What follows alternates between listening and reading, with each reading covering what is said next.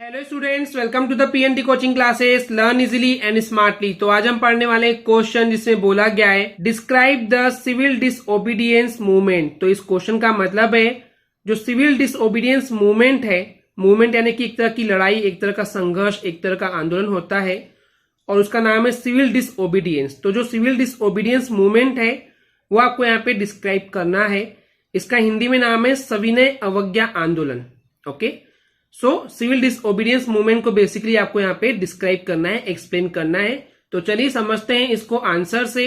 तो basically students 1930 में जब लाहौर सेशन हो रहा था, यानी कि लाहौर में एक सेशन हो रहा था, यानी कि एक मीटिंग हो रही थी जहां पर फुल इंडिपेंडेंस का गोल, यानी कि पूरे तरीके से हमको अब आजादी चाहिए, इसका जो मकसद है उस मकसद की, उस गोल की यहाँ पे घोषणा की गई थी, इसको डिक्लेयर किया गया था और यहीं पे ये डिसाइड किया गया था, निर्णय लिया गया था कि जो सिविल डिसओबीडियंस मूवमेंट है अब इसको शुरू किया जाए। और इस सिविल डिसओबीडियंस मूवमेंट का जो लीडर होंगे, जिसके अंडर में ये सब चीजें कंट्रोल होगी, इस मूवमेंट को चलाया जाएगा, वो थे महात्मा गांधी जी। यानी कि महात्मा गांधी जी ही इस सिविल डिसओबीडियंस मूवमेंट के मेन लीडर थे, मेन नेता थे। और इसलिए इस मूवमेंट में, इस आंदोलन में, इस लड़ाई में गांधी जी ने कुछ प्रोग्राम्स को प्रपोज किया था, यानी कि कुछ प्रोग्राम्स की लिस्ट दी थी, कुछ प्रोग्राम बनाए थे जिससे कि हमको पूरे तरीके से आजादी यानी कि फुल्ली इंडिपेंडेंस हमको मिल सकेगा। तो ये प्रोग्राम्स क्या थे, चलिए वन बाय वन देखते हैं।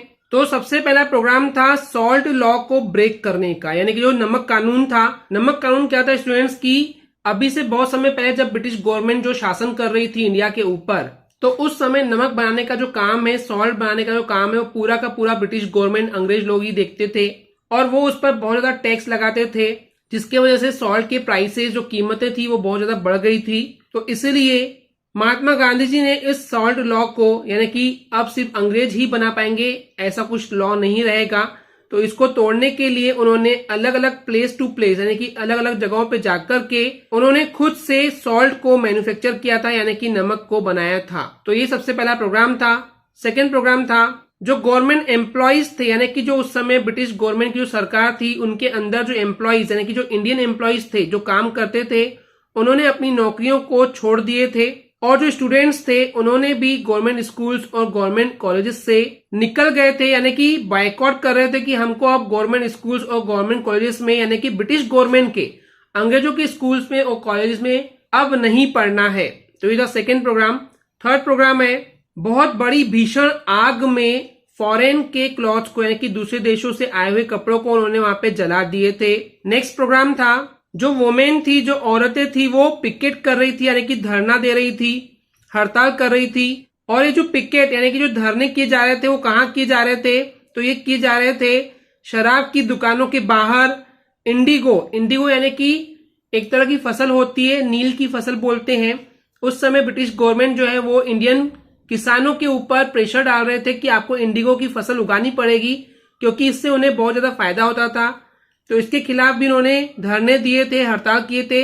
एंड जो विदेशी कपड़े थे, इसका भी उन्होंने विरोध किए थे। नेक्स्ट प्रोग्राम था, उस समय महात्मा गांधी जी ने लोगों को ये बोले थे कि अब किसी को भी, गवर्नमेंट को कोई रेवेन्यू यानी कि कर, टैक्स वगैरह देने की जरूरत बिल्कुल भी नहीं है। तो ये कुछ प्रोग्राम्स थे जो कि महात्मा गांधी जी ने प्रपोज किए थे, दिए थे। तो चलिए इसको आगे और समझते हैं।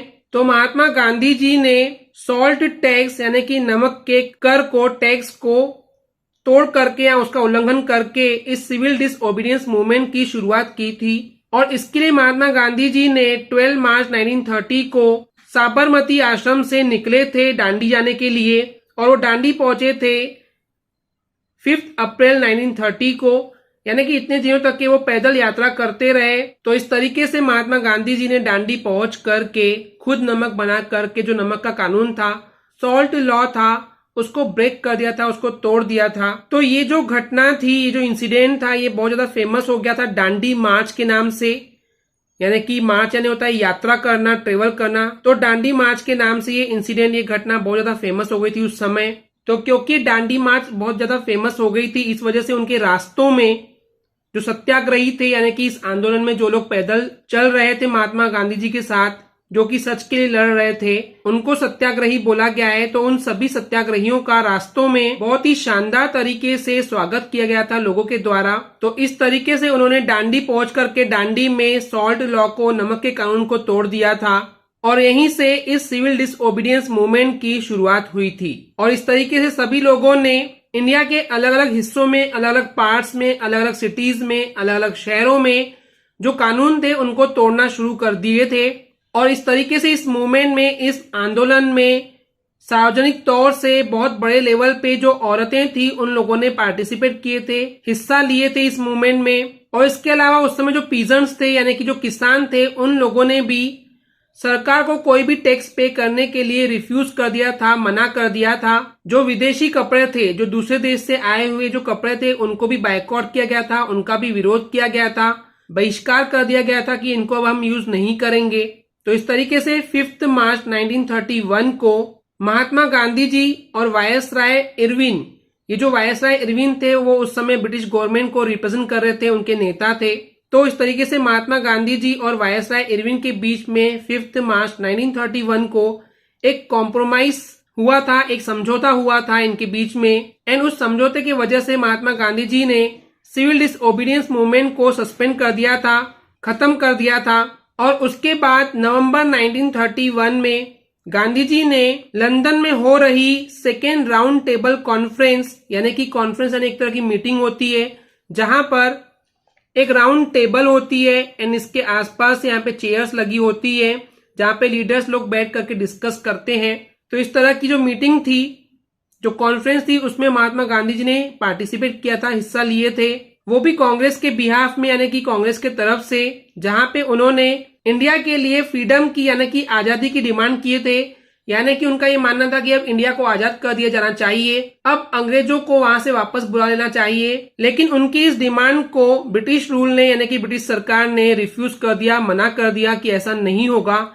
एंड इसीलिए 1932 में कांग्रेस ने महात्मा गांधी जी की लीडरशिप में सिविल डिसओबीडियंस मूवमेंट को फिर से रिलॉन्च किया, शुरू किया। इसलिए जब उस समय जो ब्रिटिश गवर्नमेंट थी उन्होंने और भी ज्यादा रिप्रेसिव यानी कि और भी ज्यादा दमनकारी, और भी ज्यादा अत्याचार तरीके से दबाने के लिए इंडियंस को जो तरीका था उसको एडॉप्ट किया, उसको अपनाया, जिसके वजह से उन्होंने 1 लाख से भी ज्यादा लोगों को, इंडियंस को अरेस्ट कर लिया था, जेल में डाल दिया था।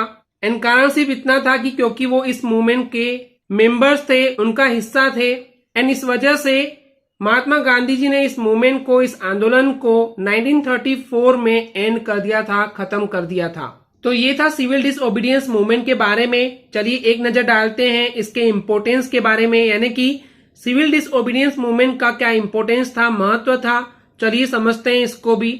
ये सच है कि नॉन कोऑपरेशन मूवमेंट के जैसे ही सिविल डिसओबीडियंस मूवमेंट को भी सस्पेंड कर दिया गया था, बंद कर दिया गया था बीच में ही, जिसके वजह से जो लोग हैं वो डिसअपॉइंट हो गए थे, निराश हो गए थे।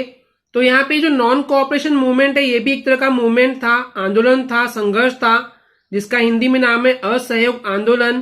तो ये नॉन कोऑपरेशन मूवमेंट के जैसे ही स्टूडेंट्स सिविल डिसओबीडियंस मूवमेंट को भी बीच में ही बंद कर दिया गया था, जिसकी वजह से लोग जो थे वो बहुत ज्यादा निराश हो गए थे। लेकिन इस मूवमेंट के वजह से, इस आंदोलन के वजह से कांग्रेस की जो वीरता थी, जो बहादुरी थी, वो बहुत ज्यादा बढ़ गई थी।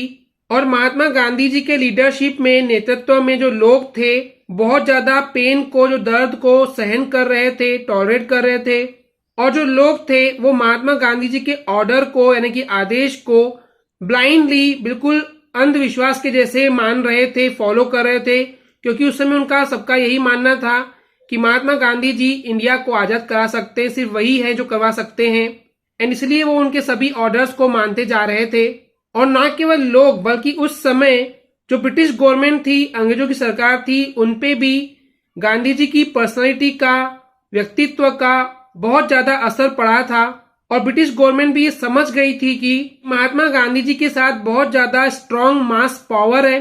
मास पावर यानी कि लोग जो है उनके साथ जुड़े हुए हैं और लोगों की शक्ति भी उनके साथ है, उनके पीछे है। एंड इस वजह से, इस मूवमेंट के वजह से जो महात्मा गांधी जी थे वो पूरी दुनिया में उस समय बहुत ज्यादा फेमस पॉलिटिशियन बन गए थे, बहुत ज्यादा फेमस राजनीतिक नेता बन गए थे। तो ये था इम्पोर्टेंस सिविल डिसओबीडियंस मूवमेंट का। आई होप स्टूडेंट्स आपको क्लियर हो गया होगा। अगर आपको हमारी वीडियो से कुछ भी सीखने मिला या नॉलेज मिला तो प्लीज हमारे चैनल को सब्सक्राइब कीजिए एंड वीडियो को लाइक जरूर करें। आज के लिए इतना ही, थैंक यू।